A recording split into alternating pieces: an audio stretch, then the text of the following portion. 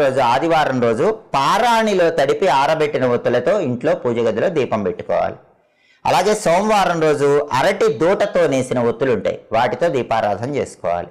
మంగళవారం రోజు కుంకుమ కలిపిన నీళ్లలో తడిపి ఆరబెట్టిన ఒత్తులతో దీపం వెలిగించుకోవాలి. బుధవారం రోజు పసుపు, గంధము, పన్నీరు వీటి నీళ్లలో కలిపి ఆ నీళ్లలో తడిపి ఆరబెట్టిన ఒత్తులతో దీపారాధన చేసుకోవాలి. అలాగే గురువారం రోజు కొబ్బరి నీళ్లలో తడిపి ఆరబెట్టిన ఒత్తులతో దీపం పెట్టుకోవాలి. శుక్రవారం రోజు పసుపు కలిపిన నీళ్లలో తడిపి ఆరబెట్టిన ఒత్తులతో దీపం వెలిగించుకోవాలి. శనివారం రోజు తామర తూడుతో నేసినటువంటి ఒత్తులతో దీపారాధన చేసుకోవాలి. ఇలా వారంలో వచ్చే 7 రోజుల్లో ఒక్కొక్క రోజు ఒక్కొక్క రకం ఒత్తులతో దీపం పెట్టుకుంటే అదృష్టము, ఐశ్వర్యం తొందరగా కలిసి వస్తాయి. అయితే ఎప్పుడైనా సరే దీపం పెట్టుకునేటప్పుడు తప్పకుండా కుంకుమ బొట్టు పెట్టుకొని దీపారాధన చేసుకోవాలి.